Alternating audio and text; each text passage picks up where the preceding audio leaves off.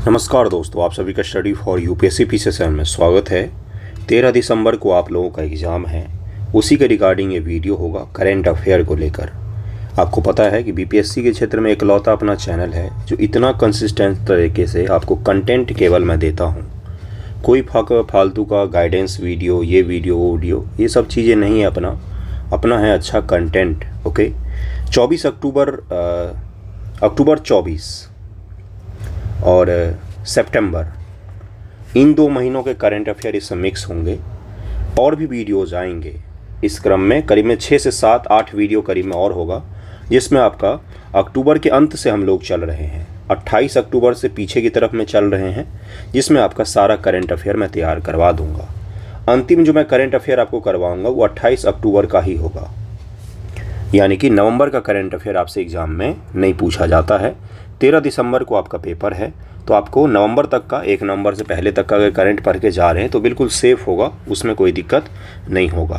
तो इसी को ध्यान में रखते हुए शुरू करते हैं सवालों को। एक चीज़ और है, 71 बीपीएससी को लेकर अगर आपको उत्तर लेखन करना हो अभी से तो आप जुड़ सकते हैं। 70 बीपीएससी को लेकर 13 तारीख को आपका एग्ज़ाम अगर हो जाता है तो 20 तारीख से हम लोग आंसर राइटिंग शुरू करेंगे, और उसके लिए आपको बाद में ऐड करने के लिए मैं आपको बता दूंगा। ओके, देखिए पहला सवाल क्या है कि अंतर्राष्ट्रीय पर्यटन दिवस कब मनाया जाता है, तो बी हो जाएगा, यानी कि 27 सितंबर को मनाया जाता है। 27 सितंबर को इसका उत्तर बी हो जाएगा। अंतर्राष्ट्रीय पर्यटन दिवस 2024 का विषय क्या है, तो इस बार का विषय था पर्यटन और शांति, टूरिज्म एंड पीस इस बार का विषय था। थीम जिसको कहा जाता है बंधुओं, थीम क्या था, तो टूरिज्म एंड पीस था। ये विशेष रूप से ध्यान में रखिएगा। संयुक्त राष्ट्र पर्यटन की स्थापना, when was UN tourism established, तो इसको कब स्थापित किया गया था, तो इसको 1975 ईस्वी में बनाया गया था। संयुक्त राष्ट्र टूरिज्म को, यूएन टूरिज्म को कब स्थापित किया गया था, तो 1975 में। इसका मुख्यालय कहाँ पर है, तो मैड्रिड स्पेन में है। मैड्रिड स्पेन में है, ये भी ध्यान रखिएगा। कौन सा देश अंतर्राष्ट्रीय पर्यटन दिवस 2024 की मेजबानी करेगा, which of the country has host international tourism day 2024, तो इसका आंसर हो जाएगा सी, जॉर्जिया ने इस बार होस्ट किया है। इसको किसने होस्ट किया है, तो जॉर्जिया ने होस्ट किया है।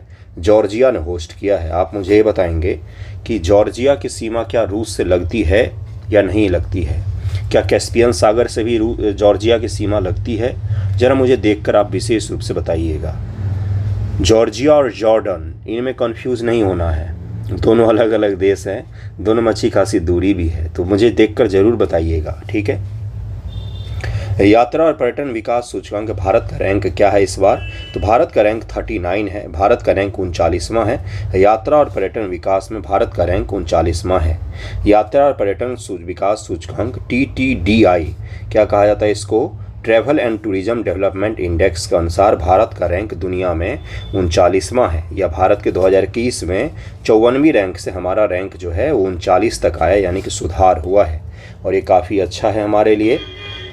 किस संगठन ने यात्रा और पर्यटन विकास सूचकांक 2024 प्रकाशित किया है, कौन सा ऑर्गेनाइजेशन इसको प्रकाशित करता है, तो ये वर्ल्ड इकोनॉमिक फोरम जो है वो इसको प्रकाशित करता है। ये वर्ल्ड इकोनॉमिक फोरम जो है वो प्रत्येक वर्ष ये सूचकांक जारी करता है, जिसका क्या नाम है, यात्रा वर्ल्ड इकोनॉमिक फोरम के द्वारा travel and tourism development index को जारी किया जाता है।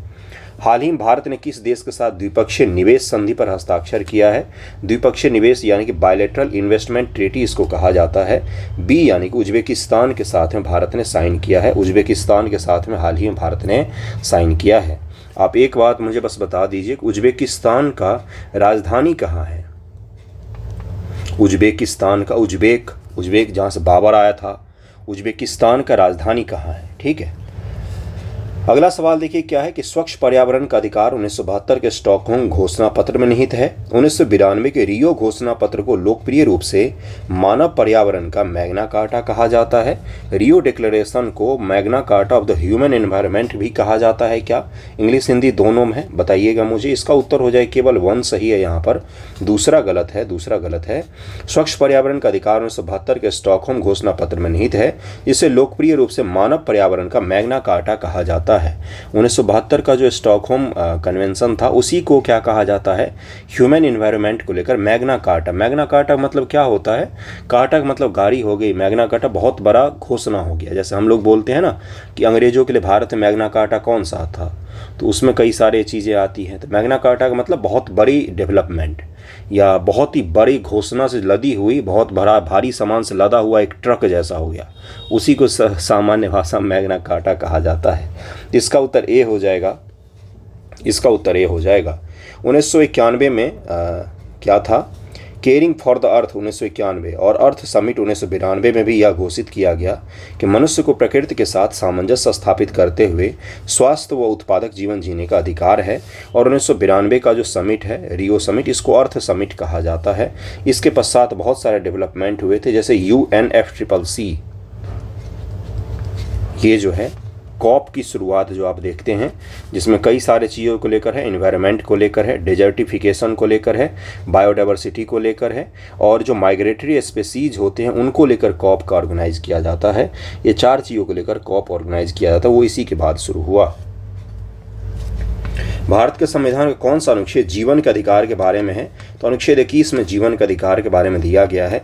भारत के संविधान में जीवन का अधिकार 21 का इस्तेमाल कई तरह से किया जाता रहा। इनमें अन्य बातों के अलावा जीवित रहने का अधिकार, जीवन की गुणवत्ता और स्वच्छ पर्यावरण का भी अधिकार। अभी जो आप हैं पटना में, चाहे मैं हूँ दिल्ली में, हम जो अभी बहुत ही जहरीली गैस सांस ले रहे हैं, दिल्ली का तो इस कदर हो गया है कि आप बाहर नहीं जा सकते हैं। अब थोड़ी देर जाएंगे तो आपको चेस्ट में पेन होने लग जाएगा और चेस्ट भारी लगेगा, छाती भारी लगने लग जाएगा, एक्सरसाइज वगैरह बंद करना पड़ गया, ऐसी कंडीशन हो गई है। और एक दिन में 49 सिगरेट, चेन स्मोकर भी इतना नहीं पीता होगा, 49 सिगरेट के जितना धुआं आप खींच रहे हैं अपने अंदर में। दिल्ली में अगर आप रह रहे हैं तो, पटना में रह रहे हैं तो 49 को आप 20 कर लीजिए, लेकिन 20 सिगरेट का भी धुआं कोई कम नहीं होता है।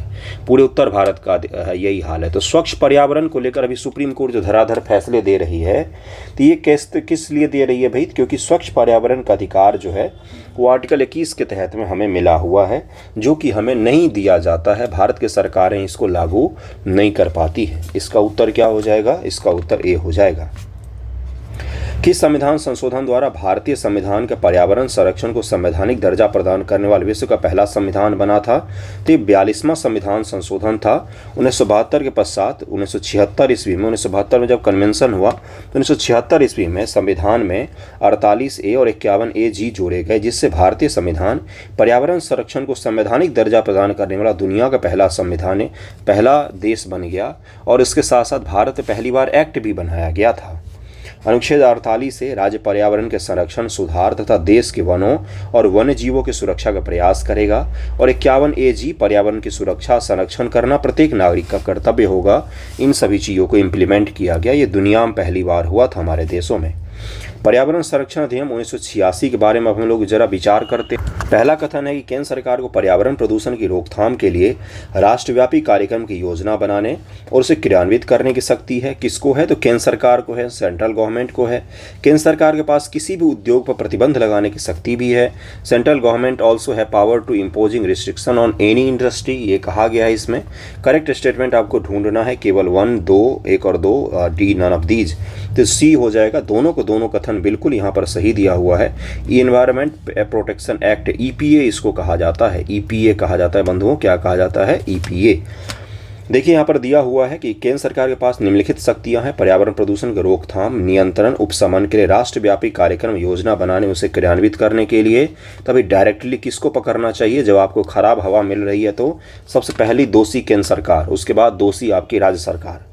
पर्यावरण की गुणवत्ता में सुधार के लिए विभिन्न पहलुओं का मानक निर्धारित करना, विभिन्न स्रोतों से पर्यावरण प्रदूषण को उत्सर्जन या निर्वहन के लिए मानक निर्धारित करना, कुछ सुरक्षा उपायों के अधीन उन क्षेत्रों पर प्रतिबंध लगाना जिनमें कोई उद्योग समूह या ऐसी प्रक्रियाएं चलाई जा रही हों। कई सारे उद्योग धंधों को, जैसे GPA 4 लागू किया गया है दिल्ली में, इमरजेंसी कंडीशन लागू किया गया प्रदूषण को लेकर। अब इसके कारण से क्या है कि दिल्ली में कोई डीजल व्हीकल एंट्री भी नहीं ले सकते हैं। तो ये चीज़ें कहाँ से पावर मिलता है केंद्र सरकार को? तो इन्हीं एक्ट के माध्यम से केंद्र सरकार को शक्तियाँ मिल जाती हैं। पर्यावरण प्रयोगशालाएं कौन स्थापित कर सकता है? Who can establish environmental laboratories? तो ये केवल केंद्र सरकार स्थापित करती है। इसका उत्तर ए हो जाएगा। औद्योगिक अल्कोहल को अन्य नाम से जाना जाता है, याद कीजिए कुछ दिन पहले ही इंडस्ट्रियल अल्कोहल, OH ग्रुप होता है ना अल्कोहल का, केमिस्ट्री में पढ़ा होगा बच्चों, 9th में भी ये तो पढ़ा होगा, इसके लिए साइंस बैकग्राउंड नहीं चाहिए।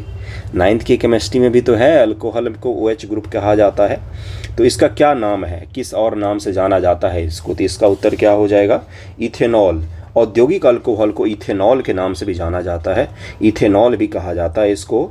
औद्योगिक अल्कोहल जिसे विकृत अल्कोहल या इथेनॉल भी कहा जाता है, ये पीने वाला अल्कोहल नहीं होता है, इसको पीने से अंधापन आ सकता है, ये प्योर अल्कोहल होता है। जबकि जो इंसान जो ड्रिंक लेते हैं उसमें मिथाइल अल्कोहल होता है और वो अंधापन नहीं करता है, उससे केवल नशा आता है। जबकि जो जहरीली शराब आप सुनते हैं उसमें इथेनॉल का ही मिक्सचर हो जाता है। देखिए अगला सवाल क्या है, निम्नलिखित कथनों पर विचार कीजिए। इथेनॉल एसिटिक एसिड व एथिल एसीटेट का एक प्रमुख घटक है। इसका उपयोग घरेलू औद्योगिक उद्देश्यों के लिए सफाई एजेंट के रूप में भी किया जाता है। सौंदर्य प्रसाधन और व्यक्तिगत देखभाल उत्पादों में इसका कोई उपयोग नहीं है। It has no use in cosmetic and personal care product. आप लोग जो महिलाएं अभी बैठी होंगी, कई सारे वो पर्सनल केयर प्रोडक्ट जो यूज करते हैं आप, तो उसमें अल्कोहल लिखा रहता है ना, शैम्पू के बोतलों में भी अल्कोहल लिखा रहता है, ड्राइनेस बना देता है।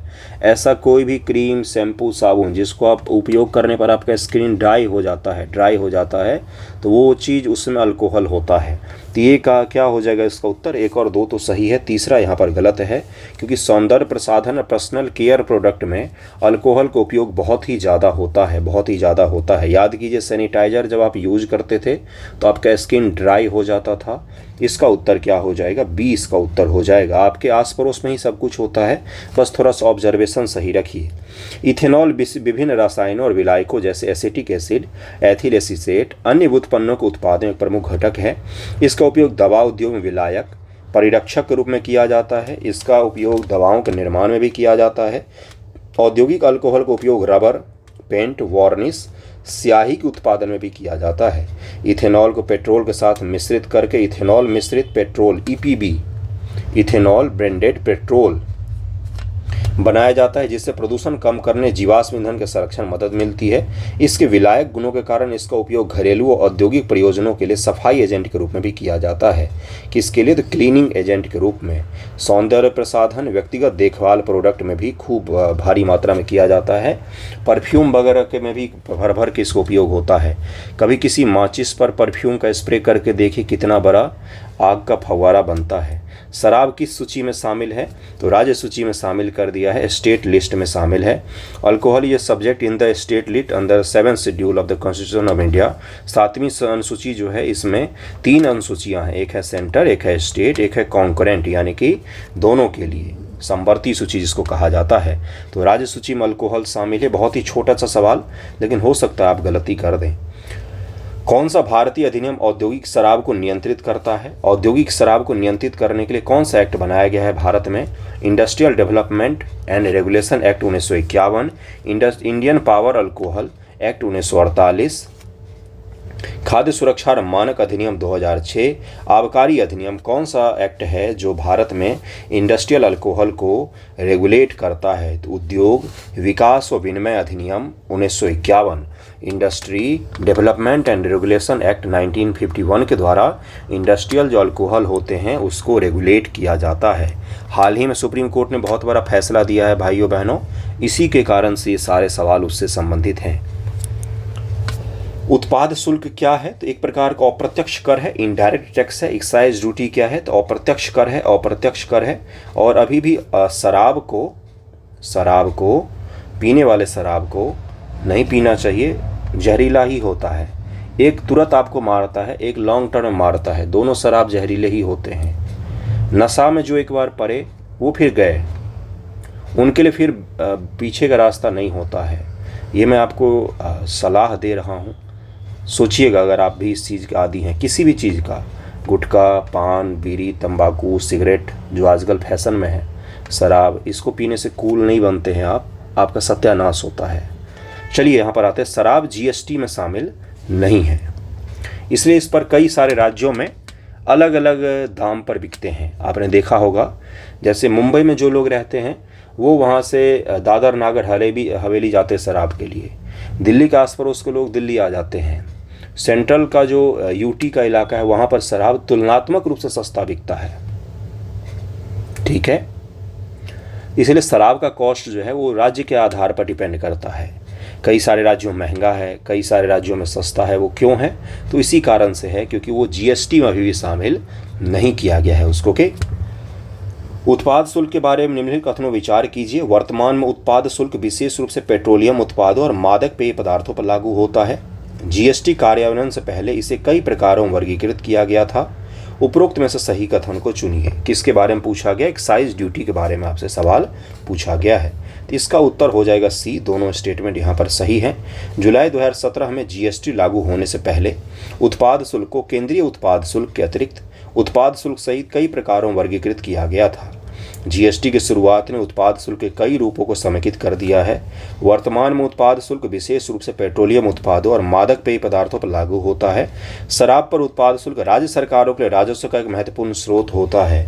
इसीलिए राज्य सरकारें जब से बिहार ने बंद की है तो बिहार का बहुत ही बड़ा राजस्व का स्रोत जो है वो सरकारी तौर पर बंद हो गया है। शराब बिकना बंद नहीं हुआ है बिहार में, लेकिन उससे रेवेन्यू जो सरकार को पहले मिलता था वो भी नहीं मिल पा रहा है। तो अगर बंद करना था तो सही से बंद करते। ये रेवेन्यू आपको मिल नहीं रहा है और जिसको जो पीना है वो तो मिल ही रहा है बिहार में। तो ये भी एक बड़ा ही सही सिचुएशन नहीं है यहाँ पर, जो अक्सर अपने वित्त को बढ़ाने के लिए शराब पर उत्पाद शुल्क बढ़ा देते हैं। अगला सवाल है कृत्रिम गर्भाधान के बारे में। देखिए क्या है, वह तकनीक जिसमें नर पशु के एकत्रित वीर्य को मादा की योनि के मार्ग में डाला जाता है। वीर्य को इलेक्ट्रो उत्तेजना विधि द्वारा एकत्रित किया जा सकता है। इसका उत्तर हो जाएगा सी। इसी को क्या कहा जाता है? आर्टिफिशियल इंसेमिनेशन कहा जाता है। हाल ही में चर्चा में था ये, इसीलिए मैंने इस सवाल को कराया है आपको के। अगला सवाल देखिए क्या है, which is use to freeze and preserve semen. Semen को प्रिजर्व करने के लिए, फ्रीज करने के लिए किसका उपयोग किया जाता है निम्न में से? इसमें से तरल हाइड्रोजन का उपयोग किया जाता है। लिक्विड हाइड्रोजन जो होता है इसका उपयोग किया जाता है। ये बहुत ही ज़्यादा 4 डिग्री सी से कम टेम्परेचर पर इसको प्रिजर्व करके रखा जाता है। इसको प्रिजर्व करके रखा जाता है। ओके, अगला सवाल देखिए क्या है। अगला सवाल है भितरकनिका राष्ट्रीय उद्यान के बारे में। कुछ दिन पहले ही ये चर्चा में था। भितरकनिका राष्ट्रीय उद्यान क्यों चर्चा में था? क्योंकि उड़ीसा में बहुत ही भयानक एक चक्रवात आया था कुछ दिन पहले, अक्टूबर माह में ही चक्रवात आया था। और उस चक्रवात में भितरकनिका जो है ये चर्चा में आया था, और भी कई कारणों से चर्चा में है। ये भितरकनिका राष्ट्रीय उद्यान कहाँ पर है? तो ये उड़ीसा राज्य में है। उड़ीसा राज्य में है भितरकनिका। उड़ीसा में 672 वर्ग किलोमीटर का विशाल क्षेत्र फैला हुआ है ये। इसका उत्तर बी हो जाएगा। यूरोपीय संघ का मुख्यालय कहाँ है? Where is the headquarter of European Union? तो इसका आंसर हो जाएगा ए, ब्रुसेल्स में है। ब्रुसेल्स में है। ब्रुसेल्स में एक और का है, नाटो का है। नाटो का भी बेल्जियम की राजधानी ब्रुसेल्स में ही है, ये ध्यान में रहेगा आपको। प्रधानमंत्री मुद्रा योजना कब शुरू की गई थी? मुद्रा योजना ये क्या है? तो स्मॉल फाइनेंस को लेकर, छोटे स्तर पर ऋण को लेकर एक शुरू की गई शानदार योजना है, जिसमें अलग अलग प्रकारों से ऋण मुहैया करवाया जाता है। असंगठित क्षेत्रों को, सारे शब्द आपको याद होने चाहिए। और संगठित क्षेत्र और भी आएगा मुद्रा योजना पर। वन लाइनर के अलावा स्टेटमेंट वाले भी सवाल होंगे। तो इसको 2015 में शुरू किया गया था। 2015 में शुरू किया गया था, विशेष रूप से ध्यान में रखिएगा। देखिए आ गया स्टेटमेंट वाला सवाल। मुद्रा योजना के बारे में अब आपको कथन तो चाहिए। छोटे व्यवसाय उद्यमों को 20 लाख रुपए तक का ऋण प्रदान कर सकता है। इस ऋण का उपयोग सेवा क्षेत्र के लिए भी किया जा सकता है। सेवा क्षेत्र के लिए भी किया जा सकता है। 25 का आंसर क्या हो? बी होगा क्या आंसर? क्या पहला गलत है क्या? नहीं, दोनों सही है। यहाँ पर सही कथन चुनिए, दोनों सही है। क्यों सही है दोनों? क्योंकि अब जरा सुनिए, पिछले ही महीने भारत सरकार ने नोटिफिकेशन जारी किया कि मुद्रा योजना में हम पहले था हाईएस्ट 10 लाख तक का ऋण दे सकते हैं, अब उसको बढ़ा करके कर दिया गया है कि अब 20 लाख तक का ऋण दिया जा सकता है। इस चीज़ को किसने बढ़ाया है? भारत की सरकार ने कुछ दिन पहले ही इसमें इम्प्रूवमेंट किया है। यह लघु व्यवसाय उद्यमों को 10 लाख नहीं 20 लाख तक का संपार्श्विक मुक्त संस्थागत ऋण प्रदान करता है। यह सदस्य ऋण संस्थानों MLI अर्थात अनुसूचित वाणिज्यिक बैंक, क्षेत्रीय ग्रामीण बैंक, गैर बैंकिंग वित्तीय कंपनियां, सूक्ष्म वित्त संस्थान द्वारा प्रदान किया जाता है। इस ऋण का उपयोग विनिर्माण, व्यापार, सेवा क्षेत्र, एग्रीकल्चर सभी जगहों पर किया जा सकता है। सबसे छोटा ऋण होता है शिशु, जिसे 50 के यानी 50,000 तक का मिलेगा। दूसरा में 50 से 5 लाख तक का मिलेगा, जिसको किशोर कहा जाता है। किशोर इंग्लिश में भी कहा जाता है। तीसरा है तरुण, जिसे 5 लाख से 20 लाख तक का ऋण आपको मिल सकता है। यही करेक्शन करना था मुझे। 20 लाख तक का ऋण अब मुद्रा योजना मिलता है, 20 लाख तक का मिलता है। उद्यम मित्र पोर्टल कब लॉन्च किया गया था? तो ये 2017 में लॉन्च किया गया था। इसका उत्तर सी हो जाएगा बंधुओं, इसका उत्तर सी हो जाएगा। हाल ही में चक्रवात दाना खबरों में था या कहाँ हुआ था? चक्रवात दाना यही मैंने आपको पढ़ाया था, जिसके पश्चात से भी वो जो अभी उड़ीसा का मैंने बताया भितरकनिका वगैरह चर्चा में था। तो ये कहाँ पर आया था? तो पूर्वी तटीय क्षेत्र पर आया है। भारत देश है ये, यहाँ पर पूर्वी तटीय क्षेत्र को प्रभावित किया। उड़ीसा और पश्चिम बंगाल को इसने प्रभावित किया। बिहार के भी मौसम पर थोड़ा बहुत प्रभाव पड़ा था। भारतीय मौसम विज्ञान संगठन की स्थापना कब हुई थी? तो 1875 में इंडियन मेट्रोलॉजिकल डिपार्टमेंट की स्थापना की गई थी। What is the climate engineering और जियो इंजीनियरिंग क्या है? जियो इंजीनियरिंग भू इंजीनियरिंग या जलवायु इंजीनियरिंग क्या है? एक मूवी है बड़ा ही सुंदर सा, हॉलीवुड की मूवी है जियो स्ट्रोम करके। कौन सा? कितनी सारी मूवियों के मैं नाम बताता हूँ क्योंकि मैं खुद बड़ा देखता हूँ। जब भी फुर्सत मिलता है मूवी ही अपना बहाना होता है, रूम से बाहर जाना है नहीं। तो क्या है भाई? जियो स्ट्रोम देखिएगा, आपको पता चल जाएगा। देखिए ये क्या है, ये जलवायु परिवर्तन के प्रभाव को कम करने के लिए पृथ्वी की जलवायु प्रणाली में परिवर्तन है। ये एक पागलपन है, मैं आपको बताता हूँ क्या है। सोचिएगा ज़रा तो आपको रियलाइज होगा। जितना समुद्र है उसको शीशे से ढक दो, शीशे से ढक दो, जिससे सारी सूर्य की रोशनी परावर्तित हो जाए फिर से वापस, जिससे समुद्र गर्म नहीं होगा। दूसरा है कि पृथ्वी के समताप मंडल से ऊपर वाले मंडल में बड़े बड़े शीशे लगा देते हैं हम लोग स्पेस में। पृथ्वी के आउटर स्पेस में बड़े बड़े शीशे लगा देते हैं हम लोग, जिससे पृथ्वी ढक जाए। ये सब जियो इंजीनियरिंग के उदाहरण बता रहा हूँ मैं, ये सब जियो इंजीनियरिंग के उदाहरण बता रहा हूँ मैं आपको। जिससे क्या हो, पृथ्वी पर सूर्य के प्रकाश कम आए, जिससे पृथ्वी कम गर्म होगा। ये जो बड़े बड़े आपको पागलपन वाले दिख रहे हैं ना आइडिया, और ये कोई छोटे आइडिया नहीं है। एक और आइडिया है। क्या आइडिया है? क्योंकि पृथ्वी के सबसे बड़े ज्वालामुखी जो है उसमें परमाणु बम गिरा देते हैं, परमाणु बम गिरा देते हैं। परमाणु बम गिराने से क्या होगा? ये ज्वालामुखी विस्फोट हो जाएगा। विस्फोट होने से क्या होगा? ज्वालामुखी के धुएं से पूरा पृथ्वी का बहुत बड़ा हिस्सा ढक देगा। इसके ढकने से क्या होगा? पृथ्वी गर्म नहीं होगी। तो ये ऐसे ऐसे जो अद्भुत हमारे समक्ष देखने को मिलते हैं उदाहरण और आइडिया, ये सब जियो इंजीनियरिंग का ही अद्भुत नमूना है जो आपको देखने को मिलता है। It is an alternation of earth climate system to reduce the effect of climate change. Climate change के इफेक्ट को कम करने या रोकने के लिए इस तरह के आइडिया आते हैं, जिसको जियो इंजीनियरिंग कहा जाता है। निम्न से कौन भू इंजीनियरिंग के अंतर्गत आते हैं? कौन से भू इंजीनियरिंग के तहत आते हैं? तो 1, 2, 3 है इसका आंसर। सौर विकिरण प्रबंधन, बादल सफ़ेद करना, और तीसरा महासागर एल्बिडो संशोधन, ओशियन एल्बिडो मॉडिफिकेशन। तीनों का उदाहरण मैंने दिया है। महासागर के ऊपर में हम ढक दें महासागर को, इस प्रकार का आइडिया देना, ये सब इसी में आता है। नदी प्रदूषण में कमी से इसका कोई लेना देना नहीं है। 1, 2, 3 हो जाएगा।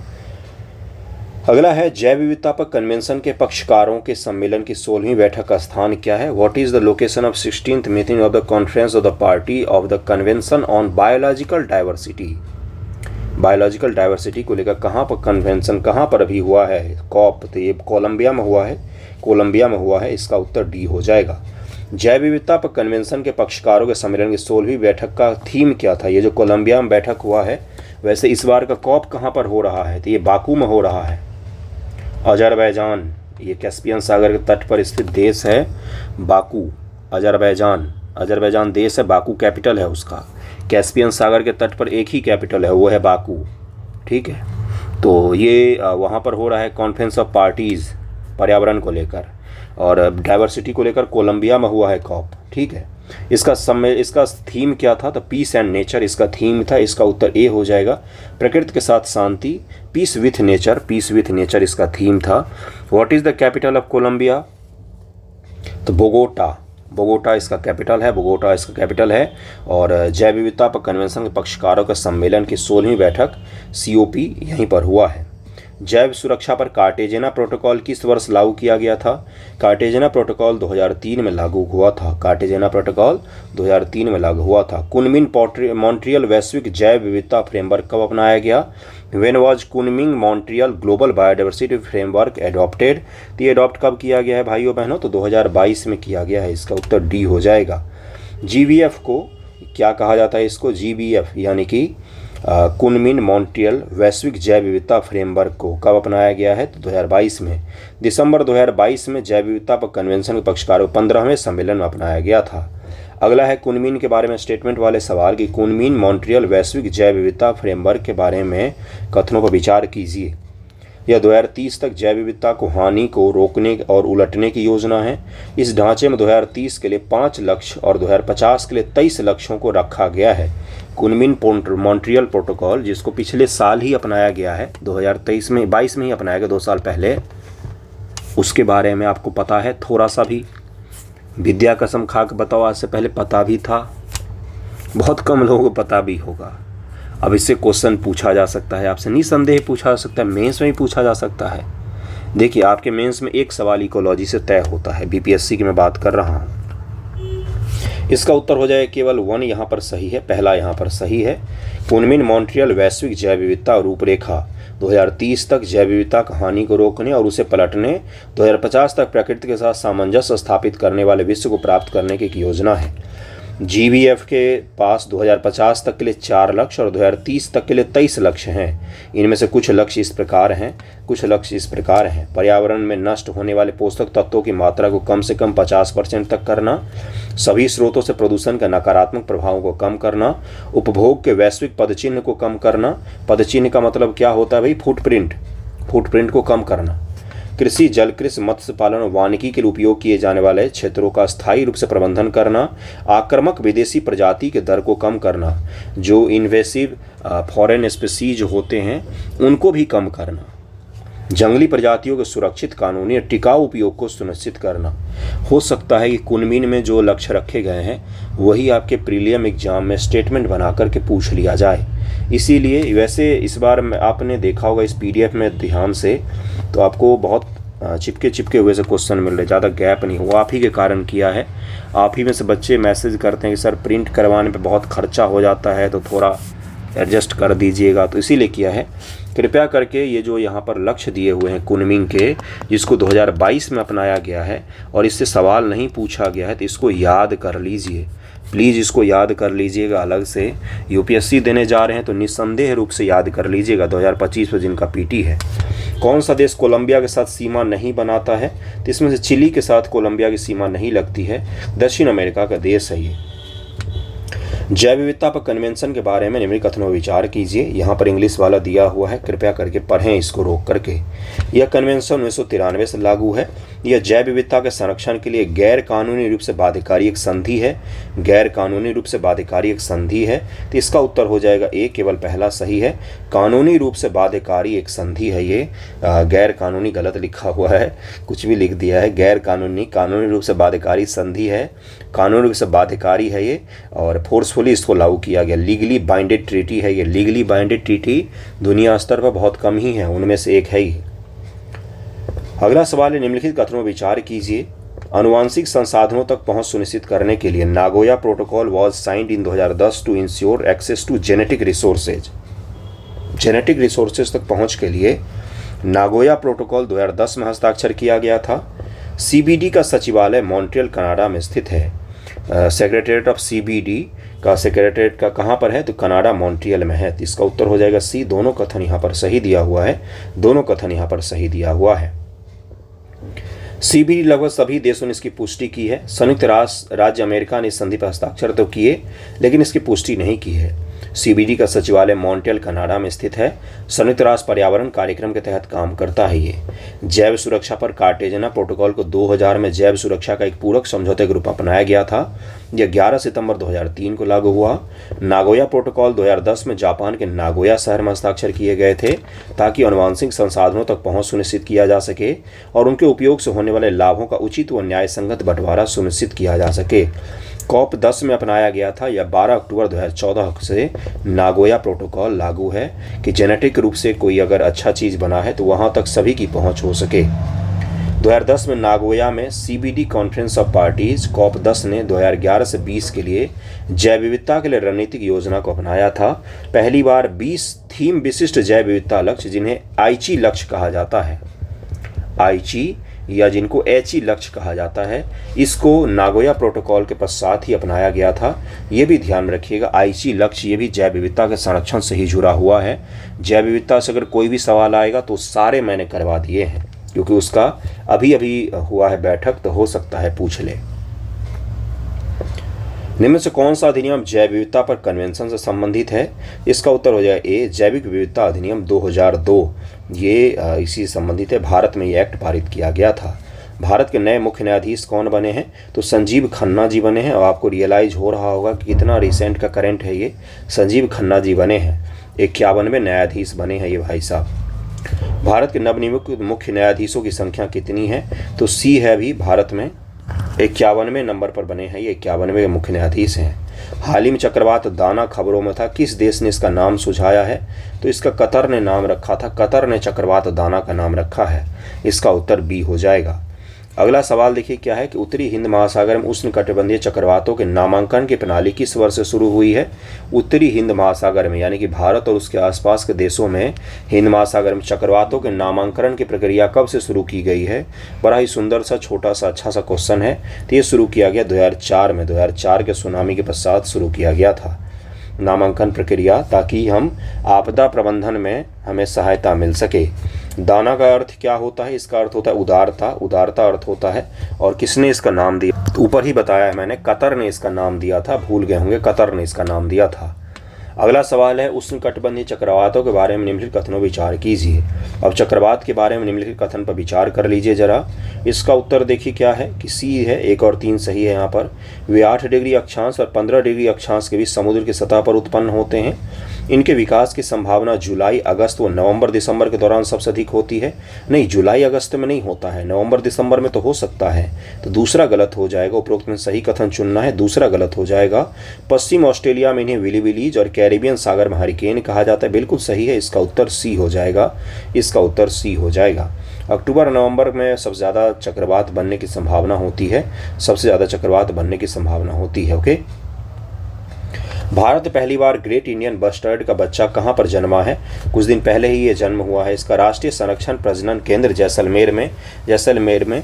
Where is the India's first ever great Indian bustard chicked hatch? तो कहाँ पर हुआ है ये? तो ये हुआ है आपका national conservation breeding centre Jaisalmer में हुआ है। ग्रेट इंडियन बस्टर्ड चूजे के बारे में निम्नलिखित कथनों विचार कीजिए। इसमें नर जीआईवी सुधा और मादा टोनी से वीर्य एकत्र करके ये जो है संपन्न करवाया गया है प्रक्रिया को लैब में। ठीक है, यह बस्टर्ड रिकवरी कार्यक्रम के अंतर्गत था। तो इसका उत्तर हो जाएगा सी। दोनों का दोनों सही हो जाएगा। दोनों कथन यहाँ पर सही दिया हुआ है। बस्टर्ड रिकवरी कार्यक्रम कब शुरू किया गया था? तो ये 2016 में शुरू किया गया है। 2016 में शुरू किया गया था। इसका उत्तर सी हो जाएगा। ग्रेट इंडियन बस्टर्ड इसको कहा जाता है। कितनी बार इसके बारे में पढ़ा है हमने, कोई अंत है क्या? Great Indian bustard IUCN red list में सूचीबद्ध है। किसमें? तो गंभीर रूप से संकटग्रस्त में आता है ये। गंभीर रूप से क्रिटिकली एंडेंजर्ड में आता है। कुछ 100 में इनके आंकड़े रह गए हैं। भारतीय राष्ट्रीय कृषि सहकारी विपणन संघ लिमिटेड नाफेड की स्थापना कब हुई थी? तो 1958 में नाफेड की स्थापना हुई थी। National agriculture corporation marketing federation of India limited, NAFED इसको कहा जाता है, एस्टैब्लिश्ड इन 1958। भारतीय राष्ट्रीय कृषि सहकारी विपणन संघ लिमिटेड, नाफेड के बारे में 2 कथन दिए हुए हैं। इसका उद्देश्य कृषि उत्पादों के सहकारी विपणन को बढ़ावा देना है। यह भारतीय रिजर्व बैंक अधिनियम 1934 के तहत पंजीकृत है। तो इसका उत्तर हो जाएगा ए, केवल 1 यहाँ पर सही है। रिजर्व बैंक अधिनियम से इसका कोई लेना देना नहीं है। इसका उत्तर ए हो जाएगा। ये किसके तहत रजिस्टर्ड है? तो multi sector cooperative society act के तहत में रजिस्टर्ड है ये। 5 आइज अलायंस क्या है? कुछ दिन पहले ही चर्चा में था। 5 आइज भारत को घेरने की कोशिश कर रहे हैं ये पांचों के पांचों देश। तो इसका उत्तर क्या हो जाएगा? इसका उत्तर बी हो जाएगा। खुफिया साझाकरण समझौते का एक प्रकार है, एक छोटा सा ग्रुप है 5 आइज। इसमें कौन कौन शामिल है भाई?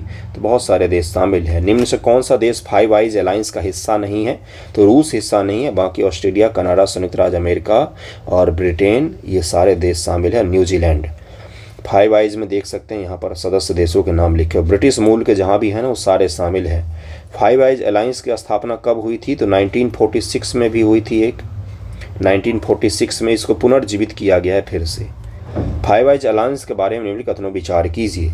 1941 का अटलांटिक चार्टर ने युद्धोत्तर विश्व के लिए मित्र राष्ट्रों के लक्ष्यों को रेखांकित किया था। इस गठबंधन को USA कनाडा समझौते द्वारा औपचारिक रूप दिया गया। इसका उत्तर हो जाए केवल 1 सही है। केवल 1 सही है। 5 आइज अलायंस की स्थापना द्वितीय विश्व युद्ध के बाद हुई थी। इसे सबसे पुराना और सबसे प्रमुख वैश्विक खुफिया साझाकरण समझौता माना जाता है। फाइव आइज अलायंस की उत्पत्ति 1941 के अटलांटिक चार्टर से जुड़ी हुई है, जिसमें युद्ध के बाद दुनिया के लिए मित्र देशों के लक्ष्य को रेखांकित किया गया था। वर्ल्ड वॉर पढ़ा होगा तो मित्र राष्ट्र और धुरी राष्ट्र पढ़ा होगा आपने, तो वही तो है। फाइव आइज सहयोग का पहला ज्ञात उदाहरण फरवरी 1941 में वेलेचली पार्क में ब्रिटिश और अमेरिकी क्रोडबेकर्स के बीच में हुआ था। फाइव आइज अलायंस को 1946 के यूके यूएसए समझौते में औपचारिक रूप दिया गया, जो सिग्नल इंटेलिजेंस में सहयोग के लिए बहुपक्षीय संधि थी। नाइन आइज अलायंस भी है एक, 9 आय 9 आँख। तो ये पूछा गया है कि कौन सा देश शामिल है इसमें, तो डेनमार्क, फ्रांस, नॉर्वे, फिनलैंड में 1 2 3 हो जाएगा। डेनमार्क, फ्रांस और नॉर्वे शामिल है इसमें, डेनमार्क, फ्रांस और नॉर्वे शामिल हैं। आप देख सकते हैं इसका विस्तार होते होते कितने सारे देश इसमें शामिल हो गए हैं। अखिल भारतीय ग्रामीण वित्तीय समावेशन सर्वेक्षण क्या कहा जाता है इसको कहा जाता है, देखिए यहाँ पर, all India rural financial inclusion survey 2021-22 is published by. तो ये राष्ट्रीय कृषि और ग्रामीण विकास बैंक ने, national bank of agriculture and rural development ने इसको प्रकाशित किया है। अखिल भारतीय ग्रामीण वित्तीय समावेशन सर्वेक्षण के बारे में कथनों विचार कीजिए। Consider the following statement about all India rural financial inclusion survey 21-22। यह नाबार्ड द्वारा प्रकाशित दूसरा संस्करण है। यह रिपोर्ट 1 लाख ग्रामीण परिवारों के सर्वेक्षण पर आधारित है, जिसमें विभिन्न आर्थिक और वित्तीय संकेतक शामिल हैं। इसका उत्तर हो जाएगा सी, बिल्कुल सही बात है, दोनों को दोनों यहाँ पर करेक्ट दिए हुए हैं। नाबार्ड ने 21-22 के लिए अपने दूसरे अखिल भारतीय ग्रामीण वित्तीय समावेशन सर्वेक्षण, दूसरा, इससे पहले एक और किया गया था, निष्कर्ष प्रकाशित किया है, जो 1 लाख ग्रामीण परिवार के सर्वेक्षण का आधार पर प्राथमिक डेटा प्रदान करता है, जिसमें कोविड के बाद के अवधि विभिन्न आर्थिक और वित्तीय संकेतकों को शामिल किया गया है। पहला अखिल भारतीय ग्रामीण वित्तीय समावेशन सर्वेक्षण, first all India rural financial inclusion survey कब लॉन्च किया गया था, तो 2016 में किया गया था। अगला सवाल, अखिल भारतीय ग्रामीण वित्तीय समावेशन सर्वेक्षण 21-22 के बारे में निम्नलिखित कथनों विचार कीजिए। अच्छी वित्तीय साक्षरता वाले उत्तरदाताओं की संख्या 33.9% से बढ़कर 51.3% हो गई है। फाइनेंशियल, जिनके पास में ज्ञान है, जिसको क्या कहा जाता है, फाइनेंशियल लिटरेसी कहा जाता है।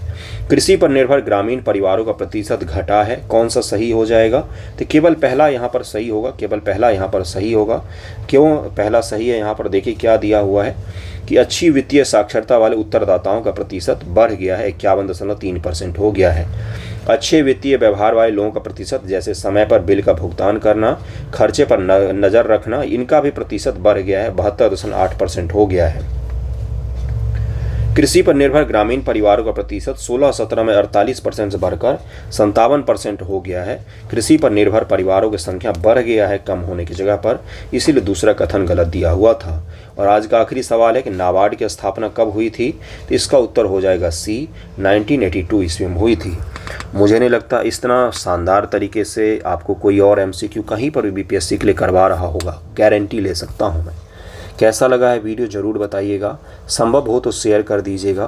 थैंक यू सो मच आप सभी का वीडियो देखने के लिए।